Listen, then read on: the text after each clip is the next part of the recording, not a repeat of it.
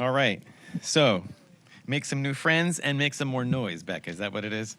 Sounds good. Thank you very much. Permit me now to introduce our next lunchtime speaker, or post-lunchtime speaker, Muzaffar Chishti, Senior Fellow at Migration Policy Institute and Director of its office here in New York at the law school.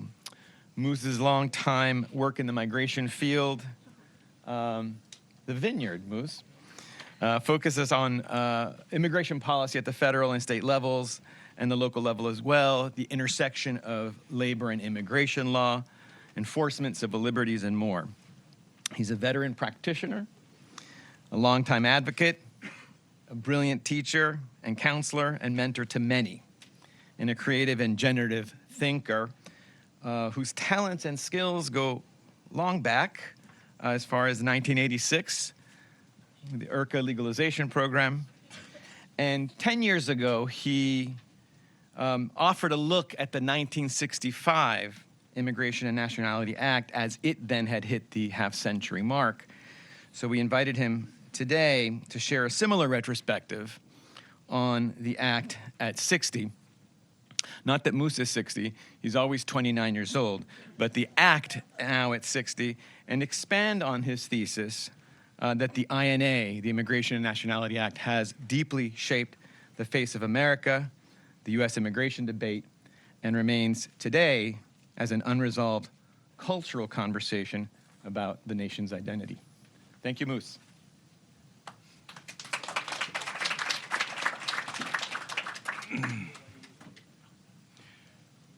Okay, Becca is much taller than I am, so in more ways than one. So first of all, I hope you just heard Becca, who clearly is the best advocate of our times. But she never misses an opportunity to pander to a crowd. So, so she obviously, I'll be looking into your eyes straight, but I may have nothing to say. Let me tell you this, Mario's logic of creating these presentations he obviously has some ways of connecting them. I will talk about 65 Act, which is looking at the past. Becca just finished telling you how to look at the future. I also want to tell you that those of you who will be at the gala tonight, that the Immigration Act of 1965 was signed at the base of the Statue of Liberty, which you'll have the best view of tonight. It indeed is the only immigration statute that was signed at the base of the Statue of Liberty. So saluted tonight. So 1965 Act obviously has a larger than life relevance.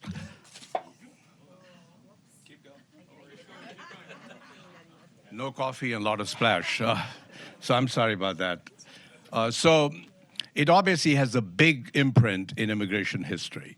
And many of you know it as a great statutory development of our era, for the simple reason that it changed the face of America.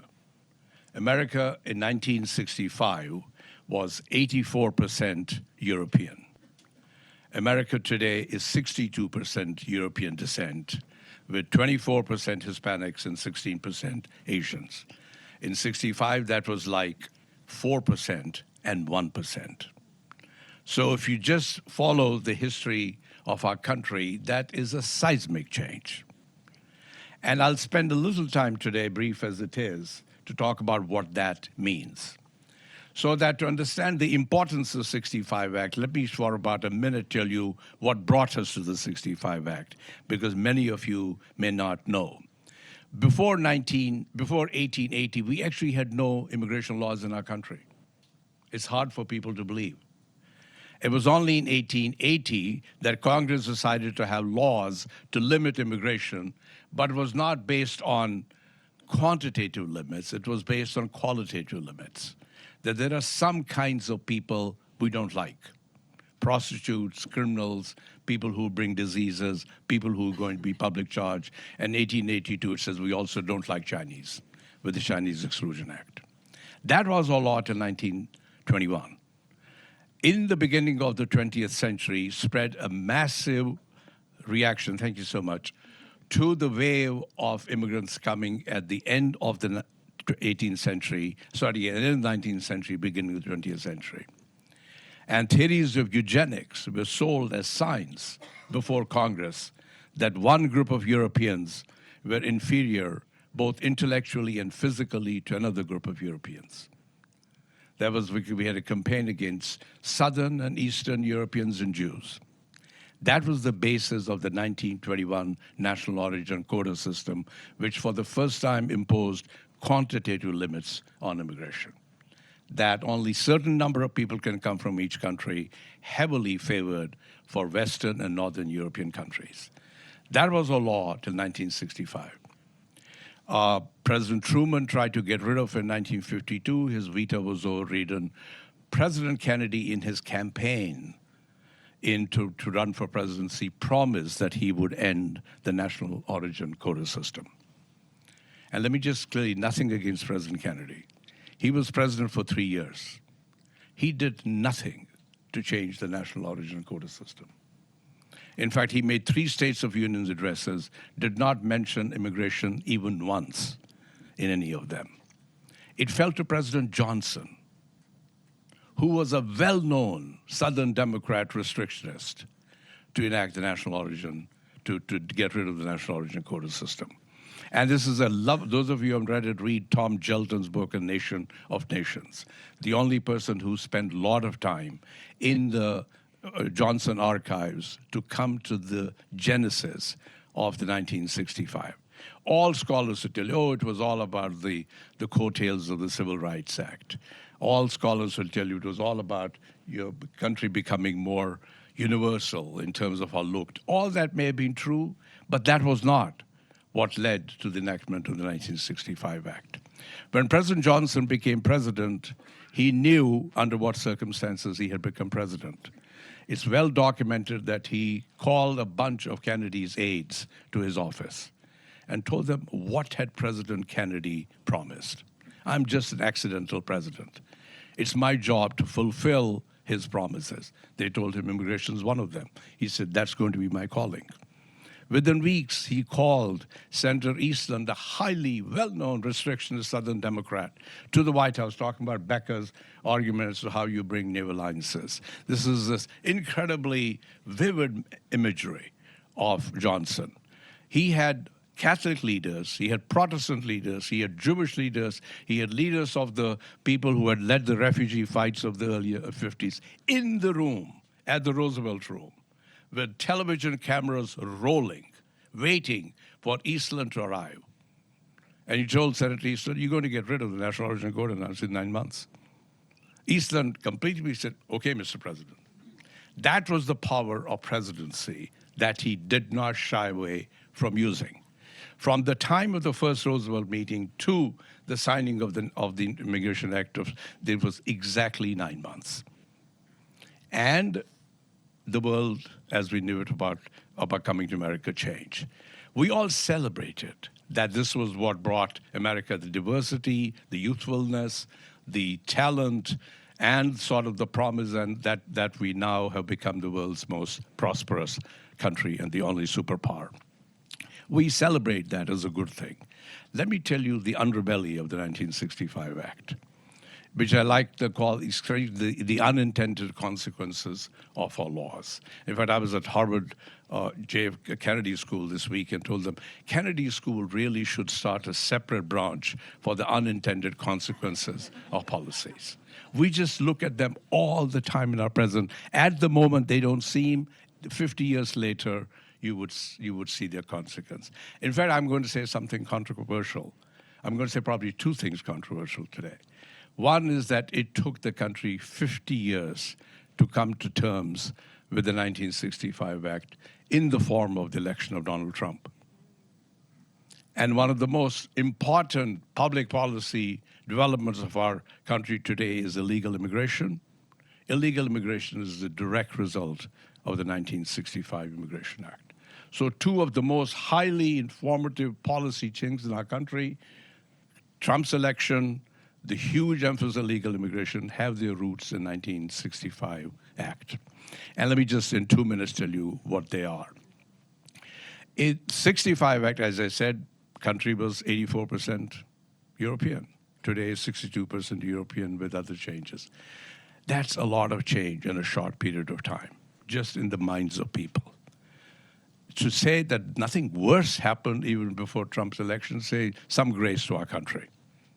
That Trump recognized the change in the country, which people had not thought of it that way, and he just ran with it, which others had not been able to do. And he ran more with it in this election. About illegal immigration, many of you who are not students of history, before 65, there were actually no quota limits on immigration from the Western Hemisphere. 1965 put Western Hemisphere in the quotas. 1 year before the 1965 Act, we ended the Bracero program, which allowed Mexicans to come to the U.S. Obviously, a horrible, ridden with exploitation program, but did admit about 4 million Mexicans from 1942 to 1964 to come. They could no longer come legally. So the same group of people who were doing work for us before 1964 under obviously a bad temporary worker program called Bracero now could not come legally, and that's how the illegal immigration started coming. Let me just give you a number.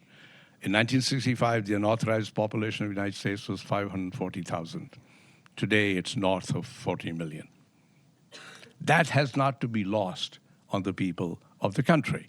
There are parts of the country which in 1965 had no introduction to immigration, had never seen an immigrant. Today, their introduction to immigration is recent and has unfortunately come a lot through the lens of unauthorized immigration. So these are obviously lessons to learn.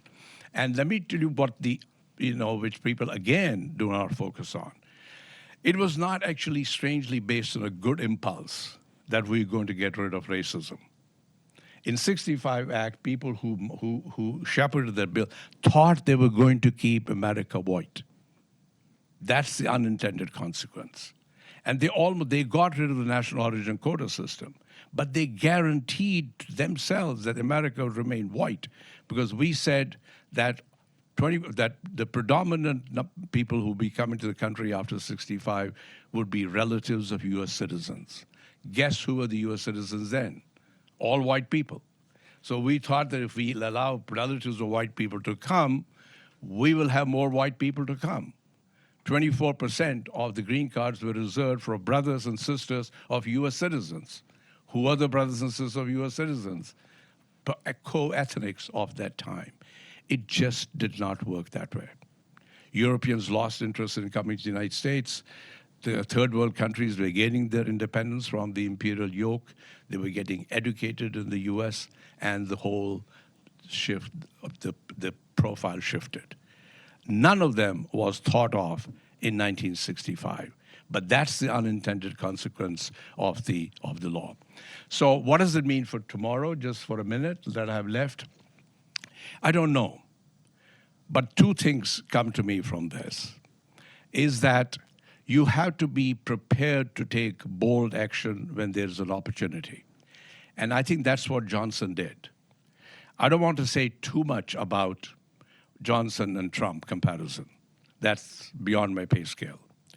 But we like to say that there's possibility of something happening on immigration reform in a positive way if during Trump presidency. Let me just be a strange student of immigration here. Just nothing against my fellow Democrats. But no positive immigration legislation has happened when there was a Democrat in the White House. The last amnesty thing, the 1990 Act, the NACARA thing, they were all Republican presidents in the White House. The only bad immigration things that have happened to be in Democratic administrations. Bill Clinton, the best example of that. So just remember that as a simple fact of politics.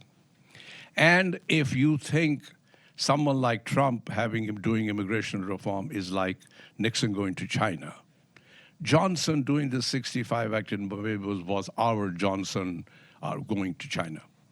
That only a racist Southern Democrat could have told the Congress, I want to get rid of the national origin quota system. Kennedy could not have. Again, lesson from us, in the past. Going forward, in the future, I do think that we all collectively, we all in this debate, as thinking, caring people, we have to understand what we can get and what is too elusive. I happen to just have watching this debate over time. We do have two crises of immigration in our country.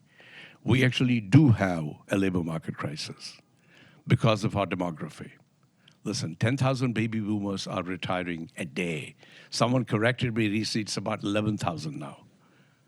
That's a fact. That's not a Republican or Democratic fact. There'll be, in the next 10 years, there'll be more people over the age of 65 than under the age of 18. I'm not a demographer. Demographers think that's huge, seismic event. That's not going to be reversed. Those facts will survive the lame duck Trump, I assure you. So the country will need workers across occupations, from high skill to low skill. And we're not producing them in the native-born population. They can only come from immigrants. And the thing that is getting least appreciated is our Social Security system. Our Social Security system will get bankrupt in the next 10 years unless there are young, active workers feeding it. Not used to any of us over the age of 60, but you can only sustain our Social Security system by a constant fuse of immigrant workers who are young. That's a crisis that cannot be solved without immigration reform. Everyone knows it. But the reason Congress hasn't acted on it for the last 25 years, in my mind, is by people saying we have the other crisis, which is at the border. And therefore, I call these the twin crises and interconnected. Some people actually believe that, and some people use that as an excuse not to do something. That as long as border is seen out of control, there is no appetite for doing anything positive on immigration. And here we have to learn lessons. We had a reasonably uncontrolled border for the 4 years of the Biden administration. We had a crisis. Advocates could not even use the word crisis. I mean, if you cannot use the word crisis, then no one is going to believe the next thing you say. I mean, we can all disagree about the nature of the crisis, about what caused the crisis, or what we should do about the crisis. But to say that there's no crisis, an average person will not want to hear the next thing that comes out of our mouth. That's what happened to us on the narrative, pardon the expression, Becca, in the last 4 years of the Biden administration. They finally got it right at the end of the fourth year. By then it was too late. And by then it became actually worse politically. Looking at Biden, say, look, you could change it without Congress. Why didn't you change it? And that sort of, I do think, that cost us the Biden election last time. So there is lesson to be learned. We're not going to shut America's door. We are driven by our values. The values include an asylum system that grants asylum to people who deserve it, but people who don't deserve it should not be allowed to gain the system. And that's our job also to protect that. So as long as we can get the border under semblance of control, I think we may be able to go to the next step about change in legal immigration. And if that happens under the Trump administration, we should be ready for it. In the same way as advocates were ready in 1965 to embrace the change of the 1965 Act brought. Thank you. Thank you, Moose. No, we have that. I'll clean after my mess. So. Moose, you can't quite leave yet. And we have a bigger mess to clean up. So thank you. Any questions before we break? Or as you think of a question, may I ask you one, Moose? Sure. There'll be also drinks tonight at Gala. There'll be much. Free. Just pushing a little further and pretending you were the next Republican president, or perhaps advising a Republican president. You've talked about border control. You've said a little bit about labor and labor flows. But maybe you could give us what would be the 3 elements that you would say are feasible and important and realistic for a next, if not comprehensive, but iteration of immigration law and reform. So, I think on the 2 sort of the branches I talked about on reforming legal immigration. I'm not sure that we will have opportunity very quickly about broad, rewriting of our immigration legal system. I do think that there'll be opportunities to do some relief for discrete populations. And we should all be, quite strategic about what those are. I think the candidates are obviously farm workers. The candidates are care workers. The candidates are, I think, high tech because that's part of the president's constituency. And I think the candidates are DACA and dreamers. I tell my young colleagues, you can always read what, policy issues are issued by the government and regulations. Always pay more attention to what comes out of this man's own mouth, because that is what has seeped into his head. He doesn't read much. He doesn't analyze much. But if something has seeped into his mind, that's good. One of the first interviews he did was to praise dreamers. And he said, I know that some dreamers have really become really important businessmen, and some of them become big businessmen, because someone sitting next to him at Mar-a-Lago must have told him that he knows a young dreamer kid who became a big businessman. That's how. He is obviously the thing we shouldn't forget. He, unlike Trump 1, he came with a divided base in Trump 2. He has a MAGA base, which now seeing fissures developing in, and he has a corporate base. He didn't have that in Trump 1. He is highly indebted to his corporate base. The corporate base wants workers. They have been asking for it. So, therefore, all the agricultural interests are very important to him. And I think the high tech is very important to him. I do think we can probably think more about the care, because I think he's hearing a lot from red states, where nursing homes, adult care facilities are dependent on foreign workers. And I think dreamers he has a soft spot for. But long term, I think if we can get to the next step, I do think that we should have a broader scheme of people. We have argued for a bridge visa in which workers from all across the spectrum, from low wage to high wage, are admitted on the basis of 3 years at a time. But we should also now encourage circular migration. I think we have concluded not everyone wants to live in the United States for the rest of their lives. But our present system just doesn't allow for the flexibility of coming for a few years, going back, and coming for a few more years later. We think the world is going in that direction, and our immigration laws should reflect that. We also believe that our quota system, which seals the numbers today at 1990, that just doesn't make sense either to a Trump voter or a Biden voter. That see how much the world has changed since 1990, and we haven't changed our immigration numbers. So we think that immigration numbers should be flexible. They should reflect the economic, fiscal, and labor market reality of our country. And that decision should not be left to Congress, because they never make decisions on polarized issues. That should be left to an expert body of nerds, to be sure, in which Mario will be the next candidate to head that group, which will really look at the labor market situation, demographics, say, we need so many workers for the next 2 years. I think that's circularity of migration, flexibility of migration, that is important. Flip side on the control, I do think that we have to give right to asylum to everyone who deserves it. But it's taking too long to process that claim, which is paralyzing the system and giving people the right to say it's out of control. I think we have to screen asylum applicants for their claim, but that claim should be done within a year. And people who deserve asylum should get it, and people who don't should be encouraged to leave in a humane way. But unless we develop that credible system, I think the country has lost some credibility in our system. And we have to gain credibility both on accepting people for labor market and for our asylum system. That was excellent. Thank you, Moose, for your retrospective and your prospective, and we'll have you back in 10 years for a 70th. What do you think? There's not much spot left here. Thank you, and I think we will reconvene in 220, 222 or so. Thank you.